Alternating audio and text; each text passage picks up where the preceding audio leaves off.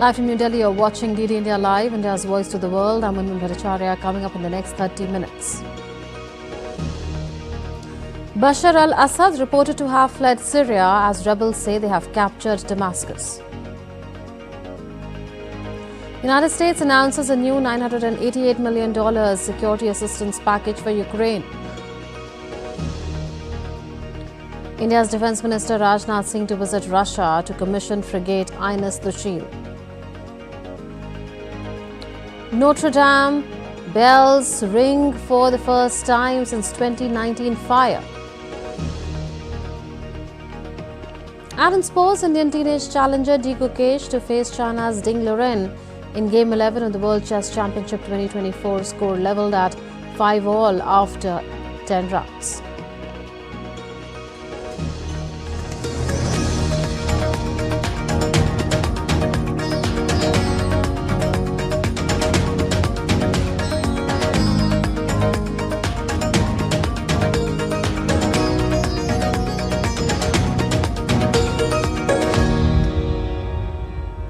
In a televised statement, Syrian rebels have said that they have freed Damascus and ended President Bashar al-Assad's 24-year-long rule. Earlier in the day, Assad fled Damascus as rebel forces captured the capital. He left Damascus on a plane. His whereabouts are not known yet. Syrian Prime Minister Mohammed al-Jalali, who is still in the city, has said that he is ready to cooperate with any leadership chosen by the people and for any handover process after rebels take control of the administration. The rebels have said that public institutions will remain under Jalali for now. Rebel forces entered Damascus on Sunday shortly after capturing the strategic city of Homs, severing the capital from the coastal region that is the stronghold of Assad's Alawite sect and where his Russian allies have a naval base as well as an air base. Meanwhile, the rebels said that they have freed all the prisoners after breaking into the Saidnaya prison near Damascus. Several anti-regime figures had been jailed there and have been freed. Let's now take a look at the history of the Syrian conflict. Inspired by the Arab Spring uprisings in Tunisia and Egypt, peaceful protests started in Syria in March 2011. Protests were aimed at establishing democracy in Syria. The peaceful uprising against President Bashar al-Assad turned into a full-scale civil war. Unemployment, widespread corruption and lack of political freedom were the main issues. The government used deadly force to crush the protests. Now let's understand who is involved in the Syrian conflict.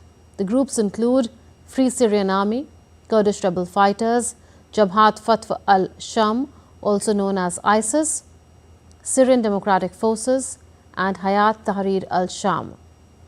Russia, Iran, Hezbollah backed Syrian government.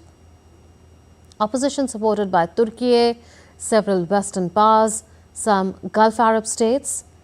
And here's a quick look at the peace efforts in Syria. The United Nations held the first peace talks in 2012 in Geneva. A transition period which would result in Assad's removal was discussed. De-escalation zones were agreed upon in 2016, which temporarily reduced the violence, but eventually failed when Syrian regime continued airstrikes in de-escalation areas. Russia-sponsored new talks held in Sochi in 2018. Syrian opposition refused to take part as Assad's removal from power was not a precondition for the talks. In 2020, Russia and Turkey brokered a ceasefire which reduced the intensity of fighting.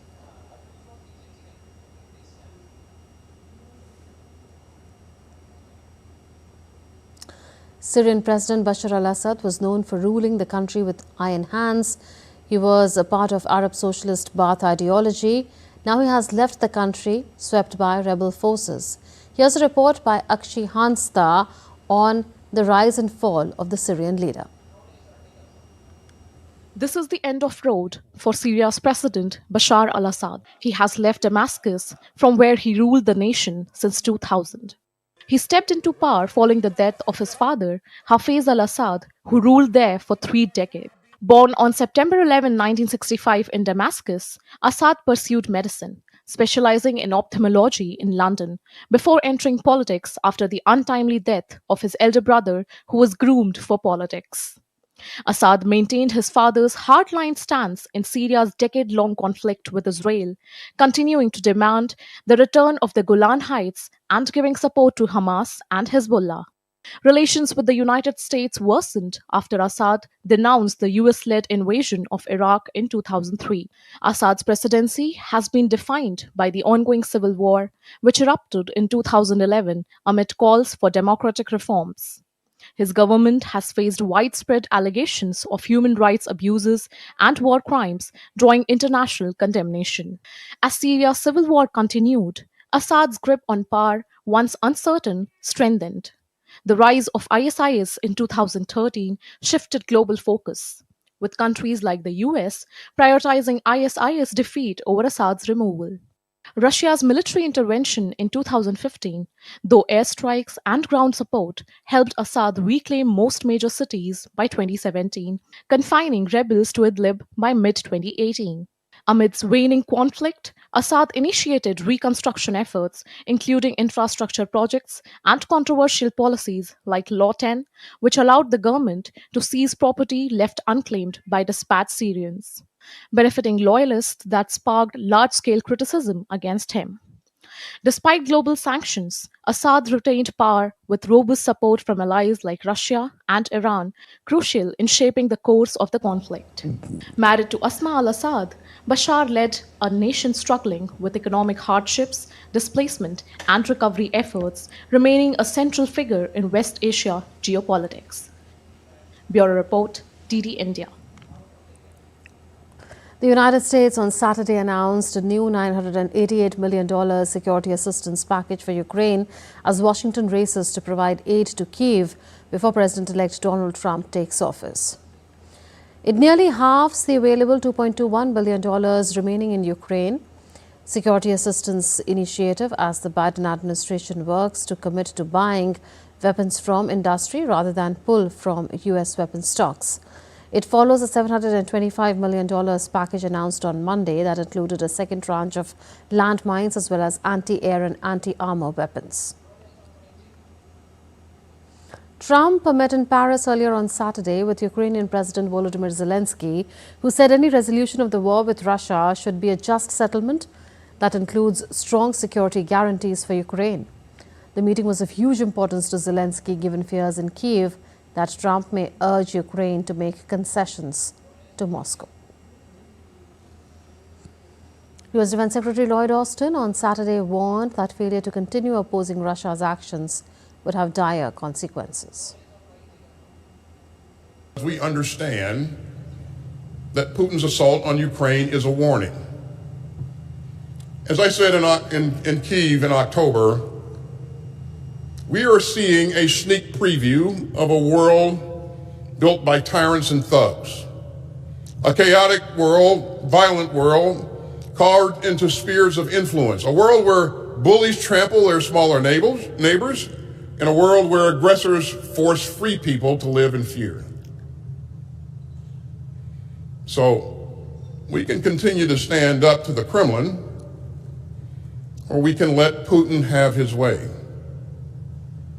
and condemn our children and grandchildren to live in a world of chaos and conflict. This administration has made its choice, and so has a bipartisan coalition in Congress. The next administration must make its own choice. But from this library, from this podium, I am confident that President Reagan would have stood on the side of Ukraine, American security, and human freedom. South Korea's former defense minister Kim Yong-hyun was arrested on Sunday over his alleged role in President Yoon Suk-yeol's declaration of martial law on Tuesday. It comes the day after President Yoon Suk-yeol survived an impeachment vote over his calamitous attempt to impose martial law. Kim, who offered his resignation on Wednesday, was seen as a crucial figure and a central one in the country's brief martial law declaration. A senior military official and filings to impeach Yoon Why opposition members said that Kim had made the proposal to Yoon. 3 minority opposition parties filed a complaint with the prosecution against Yoon, Kim and martial law commander Park An-soo, accusing all of them of treason. Kim faces a travel ban as prosecutors investigate. Yoon's martial law declaration plunged South Korea, Asia's fourth largest economy and a key U.S. military ally, into its greatest political crisis in decades, threatening to shatter the country's reputation as a democratic success story.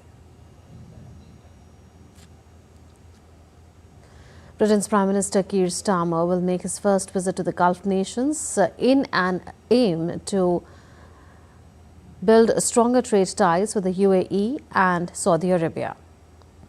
The UK PM will meet UAE President Sheikh Mohammed bin Zayed Al Nahyan and Saudi Arabia's Crown Prince Mohammed bin Salman on Monday. Starmer's visit to Abu Dhabi and Riyadh comes as his Labour government pursues a free trade deal with the Gulf Cooperation Council's 6 nations, which are Bahrain, Kuwait, Oman, Qatar, Saudi Arabia and the UAE. The UK PM has said his visit will help the UK build a network of partners focused on driving high-quality growth. The regional tour will end on Tuesday with Starmer meeting President Nikos Christodoulidis in Nicosia, the first bilateral talks between the leaders of Britain and Cyprus in over 5 decades. Starmer is also due to address British troops stationed in Cyprus. In a tragic incident, at least 4 people died when an apartment complex in The Hague collapsed after a huge explosion and fire. Firefighters rushed to the 3-story building following blasts that caused the collapse of several homes in the Twarwe camp area at around 5:15 GMT on Saturday. According to the Hague mayor, a small explosion occurred first, followed by a larger one and a huge fire. The cause of the disaster is being investigated.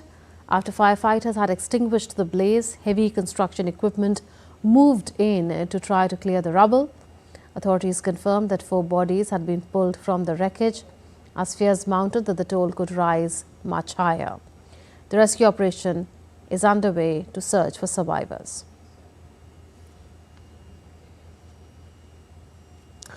Notre Dame's famous bells tolled as the cathedral reopened its doors on Saturday in a ceremony after extensive restoration and reconstruction work. The word mercy was projected onto the front of Paris's Notre Dame Cathedral in what was a thanksgiving of sorts for its salvation after a devastating fire that brought the 860-year-old building close to collapse 5 years ago. Aarti Rana reports.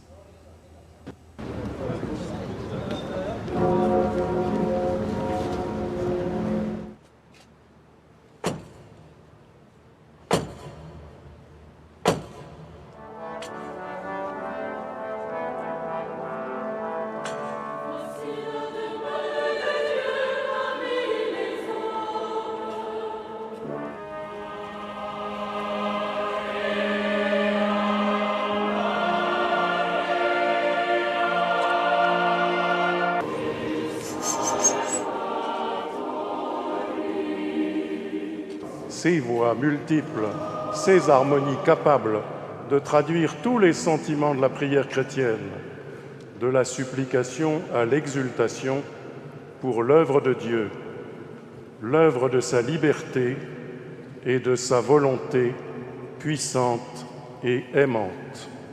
Très particulier.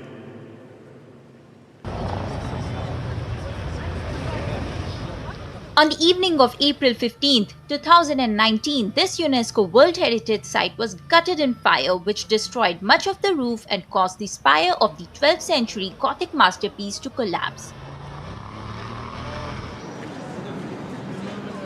It took almost 400 firefighters to bring the blaze, likely caused due to an electrical fault, under control after 15 hours.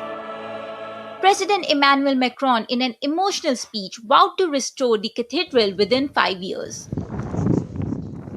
After 2,055 days and $800 million, the restoration is complete, even though the cathedral's exterior remains a work in progress. Thousands of experts, from carpenters and stonemasons to stained glass window artists, work round the clock using age old methods to restore, repair, or replace everything that was destroyed or damaged. And now, recounting the events of 2019, Macron thanked first responders, donors, and supporters in France and around the world.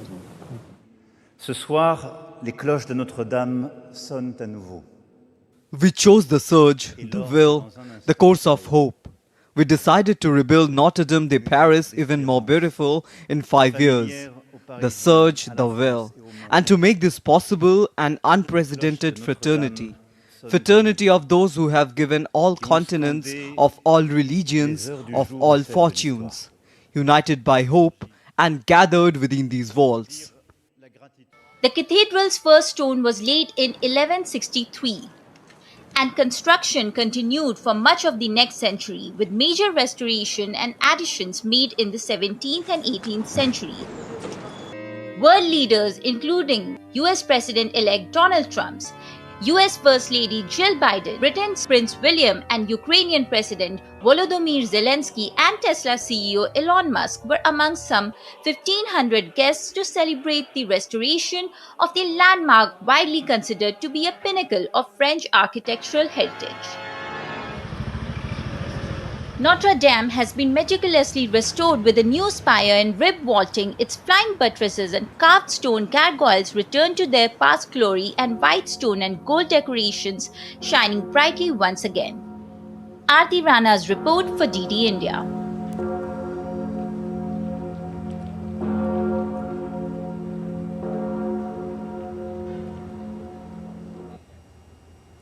The buzz of Christmas cheer and anticipation hanged around Notre Dame hours before its reopening.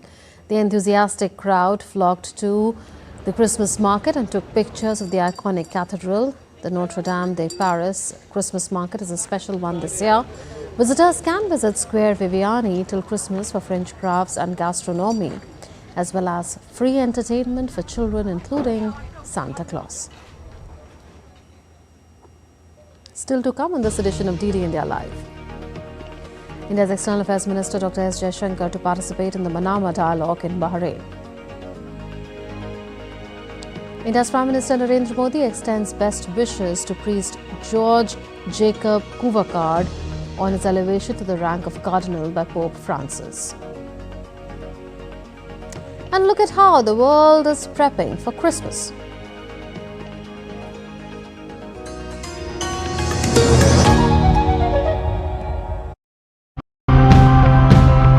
While our needs have expanded, the places where we live are becoming increasingly more and more vulnerable. Let's take a look at some of these ideas and examples of how this is being done. We do traffic survey, basically traffic volume survey.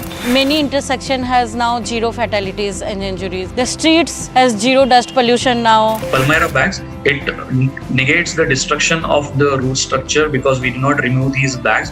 Over a period of a few weeks, it gets totally degraded and mixes with the soil, which also avoids the plastic pollution. Fish feces is known as sludge and can be used for plantain farming. This is how I started smart integrated farming, which didn't only help my plantain farming, but also all the other crops that I started to grow.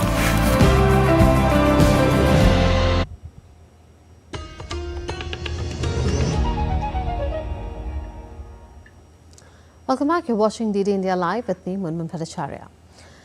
India's Defence Minister Rajnath Singh will visit Russia on Sunday to attend the 21st meeting of India-Russia Intergovernmental Commission on Military and Military Technical Cooperation. During the visit, the defence ministers of India and Russia will review the entire range of multifaceted relations between the two countries in the field of defence, including military-to-military and industrial cooperation. Defence Minister Rajnath Singh will also commission the Indian Navy's latest multi-role stealth guided missile frigate INS Tushil at Yantra Shipyard, Kaliningrad, and also pay tributes at the Tomb of the Unknown Soldier in Moscow to honour the Soviet soldiers killed during World War II. India's External Affairs Minister Dr. S. Jaishankar is in Bahrain's capital Manama on the second leg of his tour to participate in the Manama dialogue. His visit follows a series of significant diplomatic engagements in Doha underscoring India's proactive approach to addressing regional and global challenges. The minister was received by Bahrain's Foreign Minister Dr. Abdul Latif bin Rashid Al Zayani. The theme of this year's 20th edition of Manama Dialogue is Middle East Leadership in Shaping Regional Prosperity and Security. It reflects the region's pivotal role in global stability. Known for its inclusive approach, the forum serves as a critical venue for conflict resolution, counterterrorism strategies, and fostering innovative diplomatic solutions. Dr. S. Jaishankar will also be co-chairing the 4th India-Bahrain High Joint Commission. This ministerial meeting aims to review bilateral relations and explore avenues to enhance cooperation in key areas, reinforcing the strong partnership between India and Bahrain. Indian priest George Jacob Kuvakard was elevated to the rank of cardinal by Pope Francis in a grand consistory which was held in the Vatican on Saturday. The ceremony, held at the famous St. Peter's Basilica and attended by clergy and dignitaries from around the world, witnessed the induction of 21 new cardinals from various countries. Hailing from the Archdiocese of Changanassery in Kerala, Kuvakard's appointment brings the total number of Indian cardinals to 6, further strengthening the country's representation in the Vatican. India's Prime Minister Narendra Modi, other senior leaders and heads of churches across India have welcomed the announcement with joy and pride. In a social media post, PM Modi said, and I quote, "Delighted at His Eminence George Jacob Kuvakard being created a Cardinal of the Holy Roman Catholic Church by His Holiness Pope Francis. His Eminence George Cardinal Kuvakard has devoted his life in service of humanity as an ardent follower of Lord Jesus Christ. My best wishes for his future endeavours." Unquote. The High Commission of India in Colombo has extended crucial relief assistance to flood-affected families in Sri Lanka's northern province. The aid reached approximately 2,100 families across Mannar and Mullaitivu districts. The relief package included essential items such as mats and blankets, offering much-needed support to families and displaced individuals by the recent floods. This gesture aligns with India's Prime Minister Narendra Modi's Neighbourhood First policy, emphasizing solidarity and cooperation during challenging times.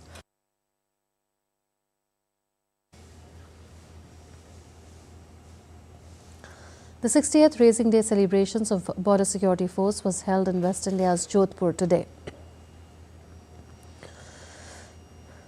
India's Home Minister Amit Shah unveiled the statue of the first Home Minister of India, Sardar Vallabhbhai Patel. BSF celebrates its Racing Day on 1st December, commemorating the establishment of the paramilitary force on 1st December 1965. The BSF over the years has established itself as an elite force, excelling in border management, counterinsurgency roles, internal law and order duties, and anti-Naxal operations in the country.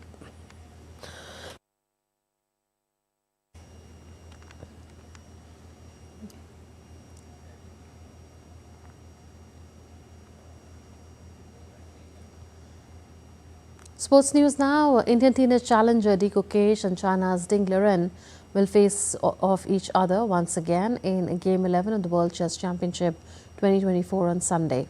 Earlier, Game 10 ended in a 7th consecutive draw on Saturday, leaving the score tied at 5 points each in the 14-match series.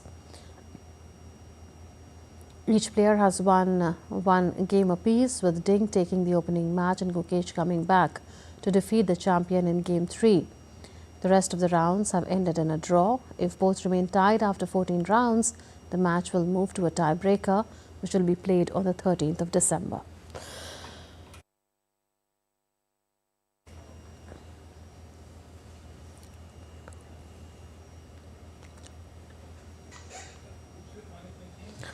In cricket, skipper Pat Cummins' masterclass propelled Australia to a stunning 10-wicket win over India in the second test in Adelaide. Chasing only 19 runs on day 3, Australia did not face any hiccups as openers Usman Khawaja and Nathan McSweeney took the hosts across the line in just 3.2 overs. Cummins completed his 5-wicket haul as Australia bundled out India for 175 earlier in the day. For Australia, pacer Mitchell Starc took a total of 8 wickets, while skipper Pat Cummins took 7. Batter Travis Head was the star performer with his knock of 140 runs. For India, only Nitish Reddy played decent knocks of 42 in both the innings. With the win, Australia have levelled the 5-match Border Gavaskar series 1-1. As the holiday season sweeps across the globe, Hungary and Bolivia are embracing the festive spirit in unique and heartwarming ways.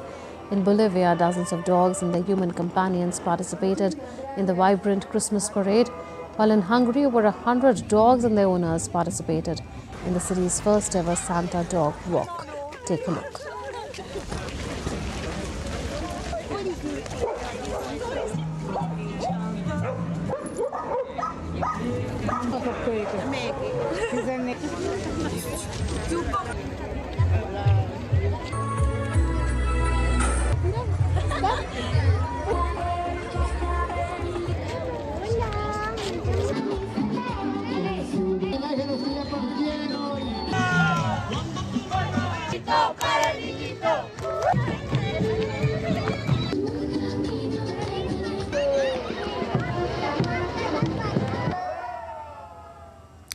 India's public broadcaster Prasar Bharati has recently launched Waves, entering the field of OTT platforms. Waves provides a complete infotainment system to digital media and OTT audiences. If you also want great content for free, then download Waves today. That's all in this edition of DD India Live, but do share your thoughts with us on the news of the day. For those on the go, you can get all the latest news and updates from India and across the world on the DD India mobile app. This app is available on both Android and iOS platforms. You can scan the QR code on the screen to download now. We'll be back with more news as it breaks here on DD India. This is Munmun Bhattacharya from all of us here in Delhi. Thanks for watching DD India Live. Namaskar.